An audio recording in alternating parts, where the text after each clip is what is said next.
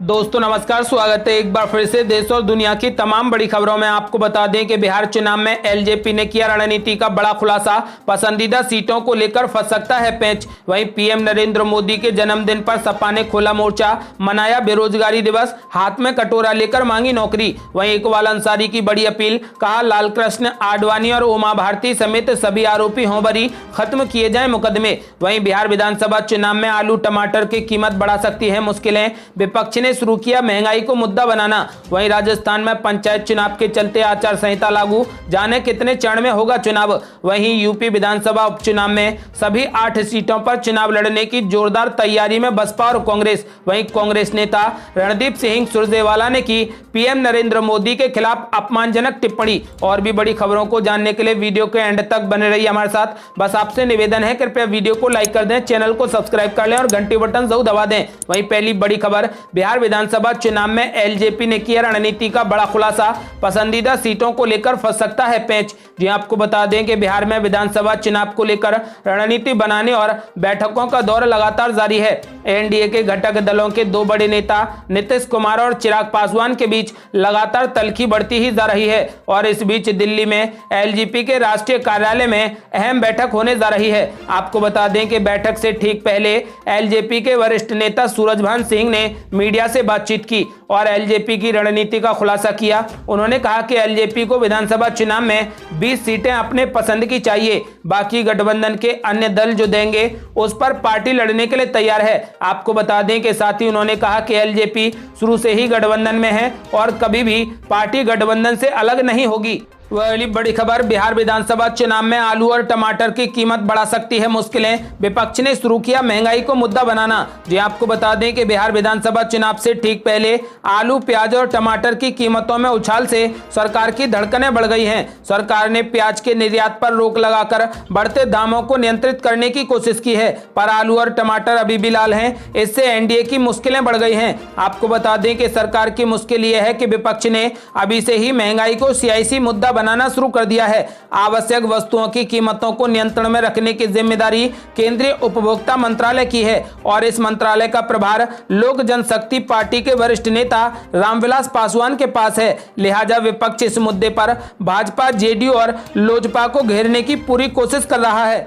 पहली बड़ी खबर, आरजेडी नेता भोला यादव का एनडीए पर बड़ा आरोप, कहा एम्स का नाम लेकर जनता को ठग रही सरकार। जी आपको बता दें कि एक तरफ जहां दरभंगा में एम्स निर्माण को केंद्रीय कमेटी द्वारा स्वीकृति मिलने के बाद बीजेपी नेता अपनी पीठ थपथपाकर दरभंगा के चौक चौराहों पर बैनर, पोस्टर और ढोल नगाड़े बजाकर एक दूसरे को मिठाई खिलाकर जश्न मना रहे हैं। वहीं दूसरी तरफ इस मुद्दे को लेकर चुनावी काल में मिथिला की सियासत भी गर्मा रही है। बिहार की मुख्य विपक्षी दल आरजेडी के गद्दावर नेता और लालू के बेहद करीबी माने जाने वाले दरभंगा के बहादुरपुर से विधायक भोला यादव एम्स बनाने की घोषणा होने के बाद एनडीए पर हमलावर हो गए। उन्होंने एनडीए पर हमला करते हुए कहा कि दरभंगा में एनडीए के नेता एम्स को लेकर अपनी पीठ थपथपाने में लगे हैं। जब जब चुनाव आता है तब तब एनडीए के नेता एम्स निर्माण की बात करने लगते हैं। उन्होंने कहा कि एम्स के लिए जमीन का अधिग्रहण क्यों नहीं हुआ, अगर हुआ है तो कहां हुआ है, यदि जमीन का अधिग्रहण नहीं हुआ तो एम्स के नाम पर बीजेपी क्यों जनता को ठग रही है। पिछले लोकसभा चुनाव में भी एनडीए के नेताओं ने एम्स को लेकर जनता को ठगने का काम किया था। फिर विधानसभा का चुनाव है और पुनः ठगने का काम किया जा रहा है। अगली बड़ी खबर, राजस्थान में पंचायत चुनाव के चलते आचार संहिता की गई लागू, जाने कितने चरण में होगा चुनाव। जी आपको बता दें कि राजस्थान में पंचायत का चुनाव 4 चरणों में होगा। पंचायती राज संस्थाओं के 4 चरणों में संपन्न होने वाले आम चुनाव के कार्यक्रम की घोषणा के साथ ही राजस्थान के संबंधित निर्वाचन क्षेत्रों में आदर्श आचार संहिता लागू हो गई है। राज्य में प्रथम चरण के पंचायती राज चुनाव के लिए 28 सितंबर, दूसरे चरण के चुनाव के लिए 3 अक्टूबर, तीसरे चरण के चुनाव के लिए 6 अक्टूबर और चौथे चरण के चुनाव के लिए 10 अक्टूबर को मतदान होगा। आदेश के अनुसार राज्य के मंत्री चुनाव से संबंधित निर्वाचन क्षेत्र में चुनाव समाप्ति तक शासकीय दौरे पर नहीं जाएंगे। आदर्श आचार संहिता के दौरान मंत्री अगर चुनाव से संबंधित निर्वाचन क्षेत्र में दौरे पर रहे तो सरकारी वाहन का प्रयोग नहीं कर सकेंगे और साथ ही निजी वाहन का प्रयोग करते समय भी उस पर सायरन आदि का प्रयोग नहीं करेंगे।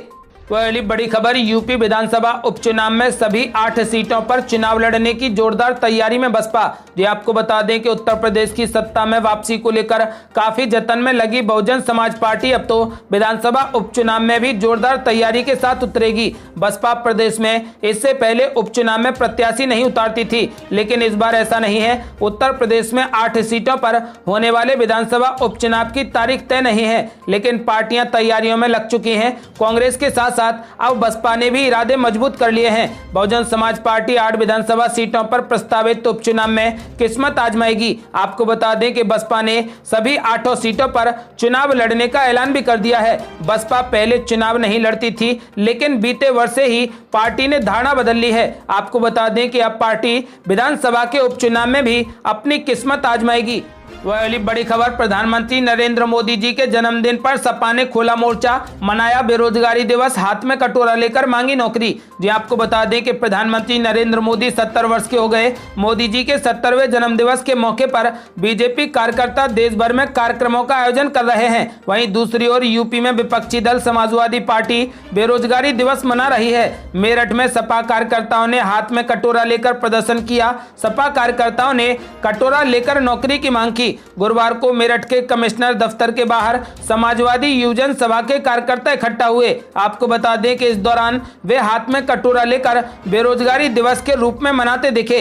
इस दौरान कार्यकर्ताओं ने कहा कि आज देश का युवा बेरोजगार घूम रहा है, उसके पास नौकरी नहीं है, डिग्रियां लिए युवा दर दर भटक रहा है, लेकिन उसे रोजगार नहीं मिल रहा। हाथों में काली पट्टी बांधे कार्यकर्ताओं ने कहा कि इस सरकार ने युवाओं के हाथों में नौकरी के बजाय कटोरा थमा दिया है। वह अगली बड़ी खबर, इकबाल अंसारी की बड़ी अपील, कहा बाबरी मस्जिद विध्वंस मामले में लालकृष्ण आडवाणी, कल्याण सिंह और उमा भारती समेत सभी आरोपी हों बरी, खत्म किए जाएं मुकदमे। जी आपको बता दें कि बाबरी मस्जिद विध्वंस मामले में मुख्यवादी इकबाल अंसारी ने सीबीआई कोर्ट से अपील की है कि वह इस केस में सभी आरोपियों को बरी कर दें। बता दें कि सीबीआई की विशेष अदालत 30 सितंबर को इस मामले में अपना फैसला सुनाने वाली है, लेकिन कोर्ट के फैसले से ठीक पहले इस मामले में एक नया मोड़ आ गया है। आपको बता दें कि इस मामले में मुख्यवादी ने सभी आरोपियों को बरी करने की अपील की है। बता दें कि इस मामले में वरिष्ठ नेता लालकृष्ण आडवाणी, मुरली मनोहर जोशी, उमा भारती, कल्याण सिंह और विनय कटियार जैसे दिग्गज नेता शामिल हैं, जिन पर कोर्ट 30 सितंबर को अपना फैसला सुनाएगा। इकबाल अंसारी ने कहा कि सुप्रीम कोर्ट ने इस मामले में अपना फैसला पहले ही राम मंदिर के लिए दे दिया है और मंदिर निर्माण शुरू भी हो चुका है। इस मामले में कई आरोपी तो अब जिंदा भी नहीं है और जो जिंदा हैं वे काफी बुजुर्ग हो चुके हैं। मैं चाहता हूं कि इस केस को खत्म कर दिया जाए। सुप्रीम कोर्ट के फैसले के बाद अब किसी भी तरीके का कोई विवाद नहीं बचा है। अंसारी ने कहा कि हिंदू और मुसलमान दोनों को एक साथ सौहार्द के साथ रहना चाहिए और इस देश में भाईचारे की डोर को और मजबूत करना चाहिए। आपको बता दें कि इकबाल अंसारी ने सभी आरोपियों को बरी करने की अपील की है। वह अगली बड़ी खबर, यूपी संविधान नीति पर योगी सरकार के खिलाफ आर पार के मूड में कांग्रेस, प्रियंका गांधी ने किया सड़क पर उतरने का ऐलान। जी आपको बता दें कि योगी सरकार की संविधान नीति को लेकर विरोधी दल कांग्रेस हमलावर है। कांग्रेस महासचिव प्रियंका गांधी ने सरकार के इस फैसले के खिलाफ सड़क पर उतरने का ऐलान किया है। प्रियंका गांधी ने गुरुवार को इस मुद्दे को लेकर युवाओं के साथ डिजिटल संवाद किया। इस दौरान उन्होंने कहा कि उत्तर प्रदेश में संविधान नीति के खिलाफ सड़क पर उतरकर आवाज उठाई जाएगी। आपको बता दें कि पार्टी की ओर से जारी बयान के मुताबिक प्रियंका गांधी ने 2016 की शिक्षक भर्ती के 12,460 अभ्यर्थियों से वीडियो कॉन्फ्रेंसिंग के जरिए बातचीत की। इस संवाद के दौरान प्रियंका गांधी ने कहा कि मेरा मानना है कि युवाओं की बात सुननी पड़ेगी और उनके मुद्दे के लिए हमें सड़क से लेकर संसद तक मुद्दों पर लड़ना होगा। आपको बता दें कि प्रियंका गांधी ने कहा कि कांग्रेस पार्टी इसमें पीछे हटने वाली नहीं है। तो अगली बड़ी खबर, ओपिनियन पोल में बड़ा खुलासा, बिहार विधानसभा चुनाव में एक बार फिर से एनडीए को फायदा, सीएम के रूप में नीतीश कुमार ही पहली पसंद। जी आपको बता दें कि बिहार में इस साल के आखिर में विधानसभा चुनाव होने हैं। चुनाव से पहले एक सर्वे सामने आया है, इसमें वहां के राजनीतिक हालात को कुछ हद तक साफ कर दिया है। आपको बता दें कि इसके मुताबिक चुनावी नतीजों में एनडीए गठबंधन ही सबसे आगे रह सकता है। ऐसा हुआ तो फिर से नीतीश कुमार सीएम बन सकते हैं। ऐसा इसलिए क्योंकि सर्वे सर्वे में अभी भी मुख्यमंत्री के रूप में नीतीश कुमार को देखने की इच्छा रखने वाले ज्यादा हैं। बिहार विधानसभा चुनाव पर यह ओपिनियन पोल वीएमआर ने किया है। आपको बता दें कि वीएमआर सर्वे में 1 से 10 सितंबर तक का डेटा लिया गया है। इसके लिए 16,000 लोगों से बात की गई है। इसमें राज्य के अलग अलग हिस्से के लोग शामिल हैं। बिहार विधानसभा चुनाव पर हुए ओपिनियन पोल के मुताबिक एनडीए चुनाव में पहले नंबर पर रहेगी। वहीं आरजेडी वाले गठबंधन का प्रदर्शन लोकसभा चुनाव जैसा बुरा नहीं रहेगा,